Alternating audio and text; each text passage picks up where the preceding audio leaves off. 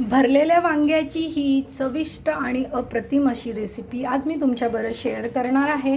आणि हे भरलेलं वांगं मी ओल्या खोबऱ्यात केलेलं आहे आणि एवढी अप्रतिम ही चव होते आणि झटपट होते, असं खूप वेळ पण नाही लागत. तर हे भरलेलं वांगं ह्या पद्धतीने माझ्या करण्यासाठी मी काय साहित्य वापरलं आणि कशा पद्धतीची मी कशा प्रकारे केलं आहे, तर आज माझी ही रेसिपी तुमच्याबरोबर शेअर करते. तर चला व्हिडिओला सुरुवात करूया.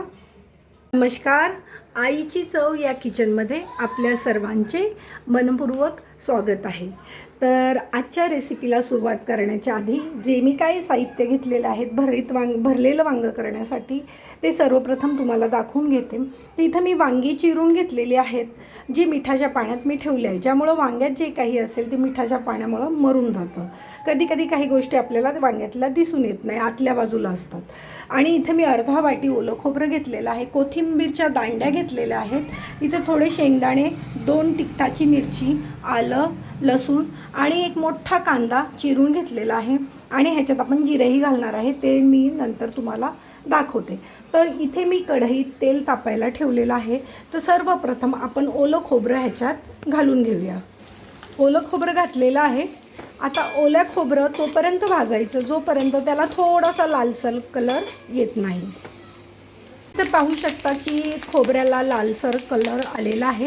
तर आता याच्यात आपण कांदा घालून घेऊया. जो एक मोठा कांदा आपण चिरून ठेवला होता तो घालून घेऊया. मी ते 7 ते 8 वांगी घेतले आहे.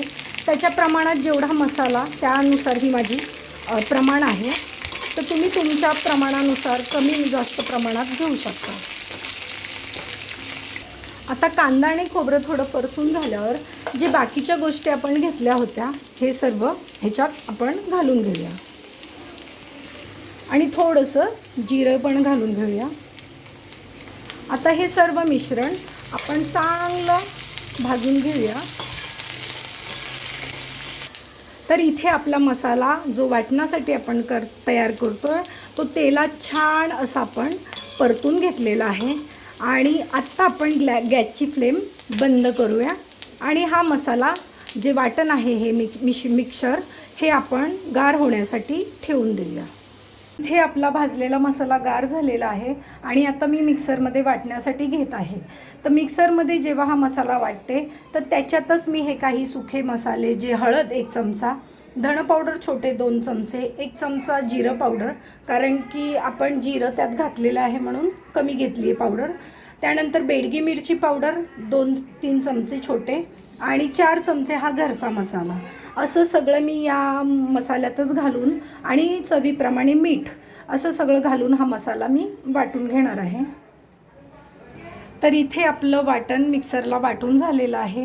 असं घट्ट वाटण करून घ्यायचं. पाणी कमीच घालायचं, जास्त पाणी नाही घालायचं. जसं गरज लागेल तसं थोडं थोडं पाणी घालून हे संपूर्ण वाटण वाटून घ्यायचं. आता आपण ह्या वांग्यात जे मधून चिरल्यात अशा 4 हे केले, ह्याच्यात हा सगळा मसाला आपण भरून घेऊया. वांग्यामध्ये आपण वाटलेला सगळा मसाला चांगला फोडींमध्ये भरून घेतलेला आहे. आणि इथं जो उरलेला मसाला आहे तो आपण नंतर वरून घालणार आहे. तर सर्वप्रथम इथं मी कढईत मस्टर्ड ऑइल, लाकडी घाण्याचं तेल तापायला ठेवलं आणि तुम्ही पाहू शकता धूर सुटला आहे. जेव्हा तेलाला धूर सुटतो समजून जायचं की तेल चांगलं तापलं आहे. अशा वेळेस गॅसची फ्लेम बारीक करूया आणि सर्वप्रथम यात थोडीशी मोहरी घालूया. मोहरी चांगली तडतडली की थोडंसं हिंग घालूया.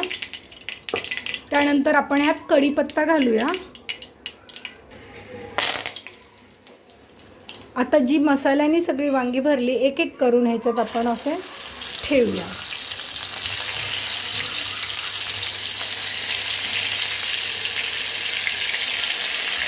तर वांगी तेलात सोडल्यावर ह्याला थोडंसं परतून घेऊया.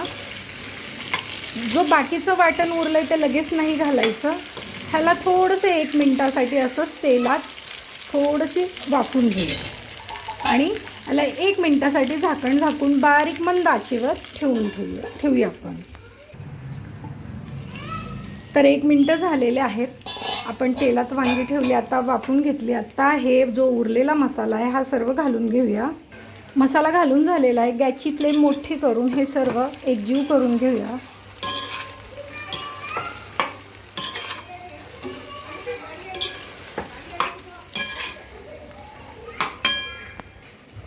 आता ज्या मिक्सरमध्ये आपण वाटण वाटलं होतं त्याच्यातच मी थोडं पाणी घातलं आणि त्या वाटणाचंच पाणी आपण ह्यामध्ये घालून घेऊया.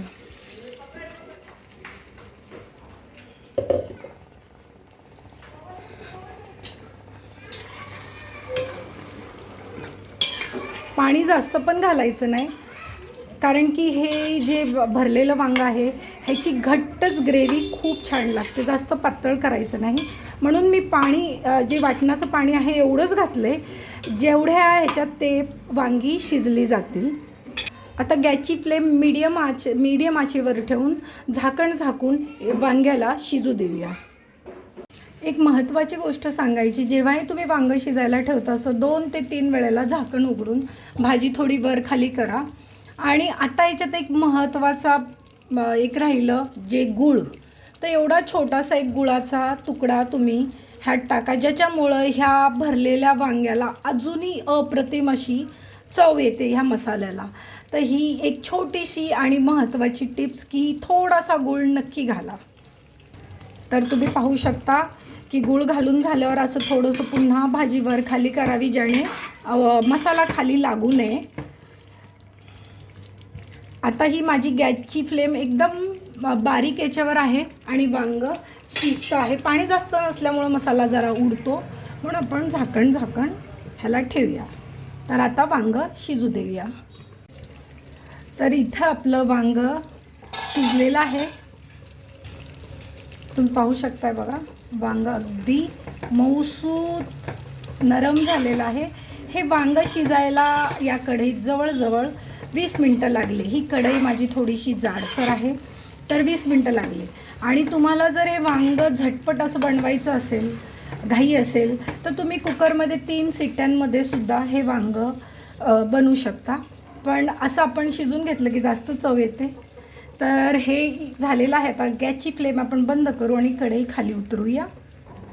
तर पहा, आपलं असं मस्त भरलेलं वांगं आणि मसाला पाहायचा किती असा भारी दिसतोय.